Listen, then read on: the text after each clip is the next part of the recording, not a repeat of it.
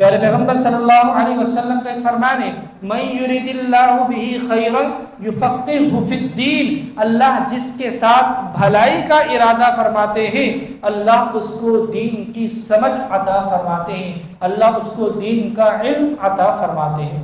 مسلم شریف کی روایت ہے، من سلک طریقا یلتمس فیہ علما سہل اللہ لہ بہ طریقا الی الجنہ، جو شخص علم حاصل کرنے میں لگ جاتا ہے، علم سے مراد قرآن کا علم، حدیث کا علم، جو وحی کا علم ہے وہ اصل علم ہے، جو وحی کا علم حاصل کرنے میں لگ جاتا ہے، کیا ہے وہ؟ طریقاً الی الجنہ، اللہ اس کے لیے جنت کا راستہ آسان کر دے گا۔ محترم سامعین، اللہ رب العزت نے انسان کو اشرف المخلوقات بنایا اور دیگر تمام مخلوقات پر اللہ نے انسان کو فوقیت اور فضیلت عطا فرمائی، اور اس فضیلت اور فوقیت کا سبب انسان کا علم قرار دیا۔ سورۃ البقرہ 4 رکوع کے بالکل ابتداء میں ہے، وَإِذْ قَالَ رَبُّكَ لِلْمَلَائِكَةِ إِنِّي جَاعِلٌ فِي الْأَرْضِ خَلِيفَةً قَالُوا أَتَجْعَلُ فِيهَا مَن يُفْسِدُ فِيهَا وَيَسْفِكُ الدِّمَاءَ۔ جب اللہ رب العزت نے انسانوں کو زمین میں اپنا خلیفہ بنانے کا فیصلہ کیا تو اللہ نے اس بات کو فرشتوں کے سامنے ذکر کیا، انی جاعل فی الارض خلیفہ، میں زمین میں اپنا خلیفہ بنانے والا ہوں۔ فرشتوں نے اس کے جواب میں کیا کہا؟ اتجعل فیہا من یفسد فیہا ویسفک الدماء، اے اللہ کیا آپ زمین میں ایسے لوگ پیدا کریں گے جو زمین میں فساد مچائیں گے، زمین میں خون ریزی کریں گے، وَنَحْنُ نُسَبِّحُ بِحَمْدِكَ وَنُقَدِّسُ لَكَ، اے اللہ ہم آپ کی تسبیح، تحمید، تقدیس بیان کرنے میں ہم لگے ہوئے، آپ پھر اور مخلوق کیوں پیدا کر رہے ہیں؟ اللہ فرماتا ہے انی اعلم ما لا تعلمون، میں جو جانتا ہوں وہ تم نہیں جانتے۔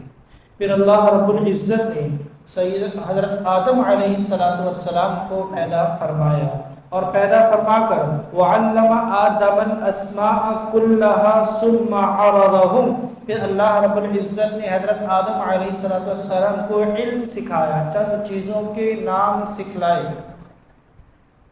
عرضهم علی الملائکہ، پھر ملائکہ پر، فرشتوں پر پیش کیا، اور پھر فرشتوں سے اللہ نے فرمایا تم مجھے ان چیزوں کے نام بتاؤ۔ فرشتوں نے کہا اے اللہ ہمیں ان چیزوں کے نام معلوم نہیں۔ اللہ نے حضرت آدم علیہ السلام سے فرمایا یا آدم انبئہم باسمائہم، ان چیزوں کے نام ان کو بتلاؤ۔ حضرت آدم علیہ السلام نے ان فرشتوں کو چیزوں کے نام بتلائے۔ تو اللہ رب العزت نے فرشتوں پر جو انسانیت کو فوقیت اور فضیلت عطا فرمائی ہے اس کا سبب علم بیان فرمایا ہے، کہ سبب علم ہے، علم کی وجہ سے میں لوگوں کو بلند درجات کرتا ہوں۔ یرفع اللہ الذین آمنوا منکم والذین اوتوا العلم درجات، جو ایمان والے ہیں اللہ غیر ایمان پر ان کو فضیلت اور درجات عطا فرمائیں گے، جو علم والے ہیں اور اللہ ان کو غیر اہل علم پر فضیلت عطا فرمائیں گے، جو علم کے علاوہ ہے اہل علم نہیں ہے اللہ ان پر علم والوں کو فضیلت اور بلند درجات عطا فرمائیں گے۔ اور سورۃ الرحمن میں اللہ رب العزت نے اپنی نعمتوں کو ذکر کیا اور پھر انسان کو اور جنات کو دونوں کو مخاطب کر کے یہ فرمایا فَبِأَيِّ آلَاءِ رَبِّكُمَا تُكَذِّبَانِ، تم دونوں میری کون کون سی نعمتوں کو جھٹلاؤ گے۔ نعمتوں کو ذکر کر رہے ہیں اور پھر فرمانے کون کون سی میری نعمتوں کو جھٹلاؤ گے۔ بالکل جو ابتدا اللہ رب العزت نے کی ہے الرحمن علم القرآن، سب سے پہلی نعمت کیا بیان فرمائی؟ کہ اس نے قرآن کریم کا علم دیا ہے۔ پیدائش کو بھی ذکر کیا، خلق الانسان، انسان کو پیدا کیا، پیدائش کو ذکر کیا، لیکن پیدائش سے پہلے علم کو ذکر کیا۔ الرحمن علم القرآن، مہربان ہے وہ ذات جس نے قرآن کریم کی تعلیم دی۔ تو اللہ تخلیق سے پہلے تعلیم کو بیان کر دیا کہ تعلیم کی اہمیت، کہ تعلیم علم جو ہے اللہ کو علم والے محبوب ہے، اللہ کو علم والے پسند ہے۔ غار حرا میں جو سب سے پہلی وحی جناب محمد رسول اللہ صلی اللہ علیہ وسلم پر نازل ہو رہی ہے، اقرأ بسم ربک الذی خلق، خلق الانسان من علق، اقرأ وربک الاکرم الذی علم بالقلم علم الانسان ما لم یعلم۔ اس پہلی وحی میں بھی اللہ علم کو اور تعلیم کو ذکر کر رہے ہیں۔ یہ علم اور تعلیم کی اہمیت کی طرف اشارہ ہے۔ واللہ اخرجکم من بطون امہاتکم لا تعلمون شیئا، میں نے تمہیں پیدا اس حال میں کیا، لا تعلمون شیئا، تم کچھ نہیں جانتے، لا تعلمون شیئا، تمہیں زندگی گزارنے کے اصول اور آداب معلوم نہیں تھے، تمہیں رہنے کا ڈھنگ اور سلیقہ نہیں آتا تھا، تمہیں کام اور کاروبار، زراعت، کھیتی باڑی کیسے کرنی تھی کچھ بھی نہیں آتا تھا۔ وَجَعَلَ لَكُمُ السَّمْعَ وَالْأَبْصَارَ وَالْأَفْئِدَةَ، پھر میں نے تمہیں کیا کیا، کان دے دیے کہ تم اس کے ذریعے سے علم حاصل کرو، ابصار آنکھیں دے دی، والافئدہ دل دے دیا کہ تم غور و فکر کرو، اس کے ذریعے سے تعلیم اور علم حاصل کرو، اور پھر لعلکم تشکرون، اس کی وجہ سے تم میرا شکر ادا کرو۔ قل هل يستوي الذين يعلمون والذین لا يعلمون، اللہ فرما رہے میری نظر میں علم والے اور غیر علم یہ دونوں برابر نہیں ہیں۔ علم والے میری نظر میں بہت ہی بلند مقام اور بلند درجہ رکھتے ہیں۔ پیارے پیغمبر صلی اللہ علیہ وسلم کا ایک فرمان ہے، من یرید اللہ بہ خیرا یفقہہ فی الدین، اللہ جس کے ساتھ بھلائی کا ارادہ فرماتے ہیں اللہ اس کو دین کی سمجھ عطا فرماتے ہیں، اللہ اس کو دین کا علم عطا فرماتے ہیں۔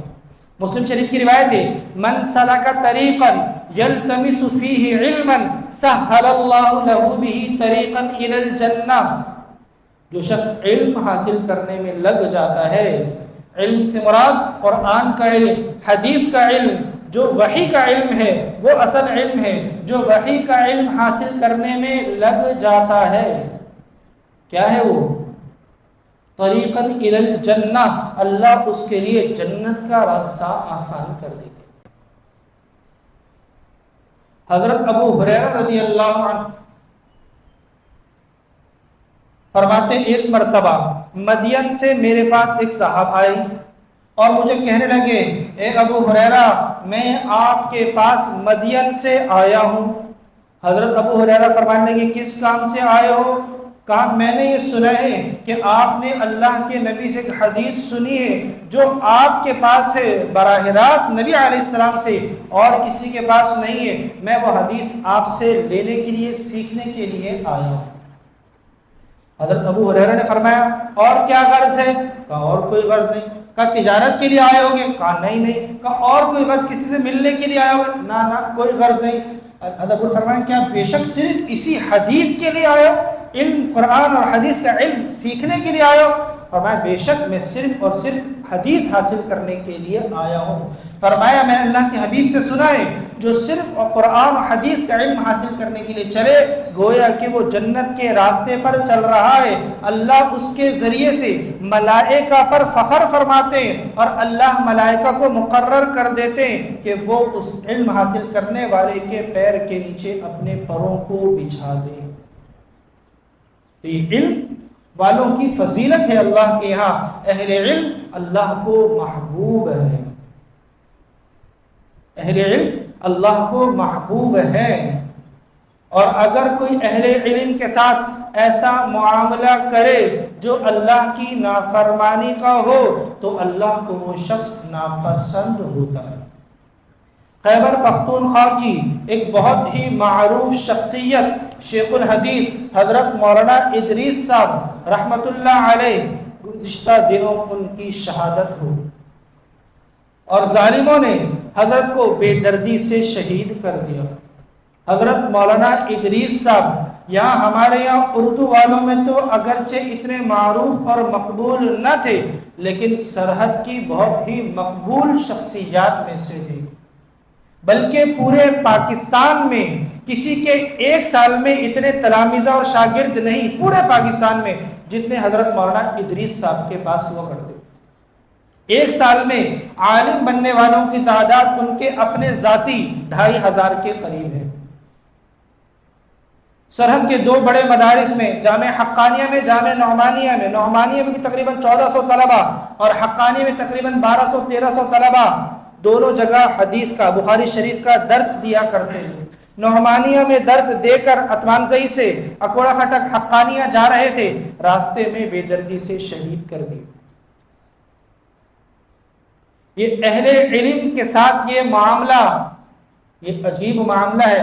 ایسا شخص جو بڑھاپے کی دہلیز پر ہو، عمر بھی تقریباً ان کی 70 کے قریب ہے، بڑھاپے کی دہلیز پر ہو اور کام ان کا صرف قال اللہ اور قال الرسول ہو، ایسے شخص کو جو علم سیکھنے اور سکھلانے میں مشغول اور مصروف ہو، ایسے شخص کی شہادت ایک مسلمانوں کے لیے المیہ ہے، جس کا فتنوں سے واسطہ ہی کوئی نہیں، کون کیا کر رہا ہے کیا نہیں کر رہا، ان کا کام تو صرف اصلاح کرنا ہے، اچھائی کو بیان کرنا ہے، ایسے شخص کو شہید کر دینا۔ اور صرف یہی نہیں بلکہ اس ایک سال میں کئی علماء کی شہادت، کراچی میں بہت سارے علماء کی شہادت، ڈاکٹر عادل خان صاحب شہید رحمۃ اللہ علیہ کی شہادت، اکوڑا کھٹک میں مولانا حامد حق صاحب کی شہادت، اسلام آباد میں مولانا مسعود الرحمان عثمانی صاحب رحمۃ اللہ علیہ کی شہادت، یہ ایک سال میں کئی علماء کی شہادت۔ یہ حالات علماء، مدارس، مساجد یہ کس طرف لے کر جا رہے ہیں؟ وہ تو شہید ہو کر، جن جن کی شہادتیں ہوئی وہ تو شہید ہو کر بلند درجات پر پہنچ گئے، ان کی زندگی نے تو یہ درس دے دیا، جیو بھی تو دین کی خدمت کے لیے، مرو بھی تو کلمے پر مرو، انہوں نے تو مرتے وقت کلمہ لا الہ الا اللہ پڑھ لیا اور پوری زندگی دین کی خدمت میں مصروف رہے، انہوں نے تو یہ درس دے دیا، جیو بھی تو اللہ کے لیے، مرو بھی تو اللہ کے لیے، وَلَا تَقُولُوا لِمَنْ يُقْتَلُ فِي سَبِيلِ اللَّهِ أَمْوَاتٌ، جو اللہ اور اس کے رسول کے نام پر مرے در حقیقت وہ مرا نہیں ہے، بل احیاء، وہ تو اللہ کے یہاں زندہ ہے۔ وہ تو لوگ سمجھ رہے ہیں مر گیا، لیکن اللہ کیا فرما رہے ہیں؟ قرآن کریم سورہ بقرہ کی آیت مبارکہ ہے، اللہ فرما رہے جو میرے نام پر جس کو مارا گیا، شہید کیا گیا، وہ مرا نہیں ہے، بل احیاء، وہ تو زندہ ہے، ولکن لا تشعرون، اے لوگوں تو نہیں سمجھتے۔ اور جس نے مارا، اللہ نے ان کے بارے میں بھی فرما دیا، وَمَن يَقْتُلْ مُؤْمِنًا مُتَعَمِّدًا فَجَزَاؤُهُ جَهَنَّمُ خَالِدًا فِيهَا وَغَضِبَ اللَّهُ عَلَيْهِ وَلَعَنَهُ وَأَعَدَّ لَهُ عَذَابًا عَظِيمًا۔ اللہ نے ان کے بارے میں فرما دیا، جس نے کسی مسلمان کو ناحق قتل کیا، وَمَن يَقْتُلْ مُؤْمِنًا مُتَعَمِّدًا، ناحق قتل کیا مسلمان کو جان بوجھ کر، فَجَزَاؤُهُ جَهَنَّمُ خَالِدًا فِيهَا، اللہ فرما رہے اس کا ٹھکانہ ہمیشہ ہمیشہ کے لیے جہنم ہے۔ اسی پر بس نہیں، وَغَضِبَ اللَّهُ عَلَيْهِ، اللہ اس پر غصہ ہے، اللہ اس سے ناراض ہے۔ نمبر 3، اسی پر بس نہیں، وَلَعَنَهُ، اللہ کی اس پر لعنت ہے۔ اسی پر بس نہیں، نمبر 4، وَأَعَدَّ لَهُ عَذَابًا عَظِيمًا، اللہ نے اس کے لیے دردناک، بہت بڑا عظیم بڑا عذاب تیار کر رکھا ہے۔ تو جس نے مارا ہے وہ اپنے انجام کی فکر کر لے۔ بقول مفتی تقی عثمانی صاحب دامت برکاتہ العالیہ کے کہ جس انسان نے مارا ہے، پھر فرمانے لگے وہ شخص انسان کہلانے کا لائق نہیں، وہ تو جانور ہے، کہ جو ایسے بزرگ شخص کو مارے وہ انسان نہیں ہو سکتا، وہ تو جانور ہی ہو سکتا ہے۔ کہ انسان کے سینے میں تو دل ہوتا ہے، اور دل کسی مسلمان کو تکلیف دینا، اللہ نے دل کے اندر جو صحیح دل ہو، جو اصلاح جس کی دل کے اندر کچھ صحیح چیزیں ہوں، وہ کسی کو تکلیف دینا برداشت نہیں کرتا۔ پھر جائے کہ شیخ الحدیث کو، بزرگ عالم دین کو اس طرح بے دردی سے شہید کر دے۔ ان کی شہادت وہ کامیاب ہو گئے، لیکن یہ ہم سب کے لیے ایک پیغام ہے، ان کے چاہنے والوں کے لیے، علماء کے لیے، اور دیگر ان کے قریب رہنے والے علماء کے لیے، ان سے محبت کرنے والے شاگردوں کے لیے، دیگر مسلمانوں کے لیے، یکے بعد دیگر ایک ایک کر کے علماء کی شہادت، پلاننگ کر کے علماء کی ٹارگٹ کلنگ، یہ مسلمانوں کو دین سے دور کرنے کی سازش تو نہیں کہ مسلمان اپنے بچوں کو دین کی طرف متوجہ نہ کرے، مسلمان اپنے بچوں کو مدارس میں نہ لے کر آئے؟ یہ علماء کی شہادتیں ہو رہی ہیں، مسلمان اپنے بچوں کو مدارس سے، مساجد سے، خانقاہوں سے، مراکز سے دور کر لیں۔ لیکن اغیار جتنی بھی کوشش کر لیں، یہ کوشش آج کی نہیں، یہ کوشش عمر فاروق رضی اللہ عنہ کے زمانے سے ہو رہی ہے۔ ابو لؤلؤ فیروز مجوسی یہ سمجھ رہا تھا عمر فاروق کو اگر مار دیا تو دین مٹ جائے گا۔ خوارج عثمان غنی رضی اللہ عنہ کو سمجھ رہے تھے مار دیا تو دین ختم ہو جائے گا، لیکن دین ختم ہونے کے لیے نہیں آیا، دین تو پھلنے اور پھولنے کے لیے آیا ہے۔ جب جناب نبی علیہ السلام کے بیٹے ابراہیم کا انتقال ہوا تو مشرکین مکہ نے کہنا شروع کر دیا ان کی تو اولاد نہیں، یہ ختم ہو جائیں گے۔ اللہ نے فرما دیا ان شانئک ھو الابتر، اے اللہ کے نبی آپ نہیں ختم ہوں گے، آپ کا نام تو قیامت تک باقی رہے گا، آپ کے دشمن یہ بے نام و نشان ہو جائیں گے۔ تو جتنے لوگ یہ کوششیں کر رہے ہیں، یہ سازشیں کر رہے ہیں کہ مساجد، مراکز، خانقاہوں سے، علماء سے لوگوں کو دور کر دیا جائے، وہ ایڑی چوٹی کا زور لگا لیں، علماء سے لوگوں کو دور نہیں کیا جا سکتا۔ یہ مساجد، مراکز، خانقاہیں یہ بند نہیں کی جا سکتی، یہ انشاءاللہ قیامت کی صبح تک زندہ رہیں گی، جیتی رہیں گی، جاگتی رہیں گی اور دین کو پھیلاتی رہیں گی۔ بس ہمارا کام کیا ہے؟ ہمارا کام یہ ہے کہ ہم علماء کے قریب ہوں، ہم ان کی حفاظت کریں، ہم علماء سے محبت کریں اور ہم ان سے دین کو سیکھیں۔ علماء سے محبت، ان سے دین کو سیکھنا ہے۔ اگر ہم ان سے دین سیکھ رہے تو گویا ہم ان سے محبت کر رہے ہیں، اس لیے کہ علماء یہ انبیاء کے وارث ہیں اور انبیاء دین سکھلاتے ہیں، دین چھوڑ کر جاتے ہیں۔ انبیاء دینار اور درہم کا وارث نہیں بناتے۔ تو جو انبیاء کے وارث ہیں وہ بھی دین اگر سکھلا رہے ہیں تو لوگ ان کے قریب ہوں گے، ان سے محبت کریں گے۔ تو ہمارا کام یہ ہے کہ ہم علماء سے محبت کریں اور ان سے دین سیکھیں اور اپنی نسلوں کو بھی دین کے لیے فارغ کریں کہ ہماری نسلیں بھی دین کی طرف آئیں۔ وہ دین کی طرف آئیں گی تو محفوظ رہیں گی اور اگر دین سے دور ہوں گی تو گمراہ ہوں گی۔ حدیث ہے اذا مات الانسان انقطع عمله الا من ثلاثۃ، انسان جب مر جاتا ہے تو اس کے اعمال منقطع ہو جاتے ہیں سوائے تین چیزوں کے۔ من صدقۃ جاریہ، نمبر ایک کوئی ایسا عمل جو صدقہ جاریہ ہو، جو کر دیا لوگ اس سے فائدہ اٹھاتے رہیں۔ نمبر دو او علم ينتفع به، ایسا علم جو حاصل کر لیا، لوگوں کو سکھلا دیا، لوگ اس سے فائدہ حاصل کرتے رہے۔ اللہ اس پر بھی انسان کو مرنے کے بعد اس کا سلسلہ منقطع نہیں ہوگا اعمال کا، لوگ جو پڑھتے پڑھاتے رہیں گے تو سب کا ثواب اس کو پہنچتا رہے گا۔ نمبر تین ولد صالح یدعو لہ، نمبر تین ایسی اولاد جو ماں باپ کے مرنے کے بعد دعائے خیر کرے، اور یہ اولاد وہی ہوگی جس کو دین سکھلایا ہوگا۔ اگر دین نہ سکھلایا ہو، صرف دنیا دی ہو، تو ماں باپ کے مرنے کے بعد، بلکہ مرنا تو دور کی بات ہے، ماں باپ کو زندگی میں بھی وہ نہیں پوچھتے، مرنے کے بعد کیا یاد رکھیں۔ اس لیے اپنی نسلوں کو، اپنی اولادوں کو دین سکھلائیں، دین کے قریب کریں، قرآن و حدیث کے علماء کے قریب کریں تاکہ وہ دین سیکھیں، ہمارے لیے ذریعہ آخرت اور ذریعہ نجات بنے۔ وآخر دعوانا الحمدللہ رب العالمین۔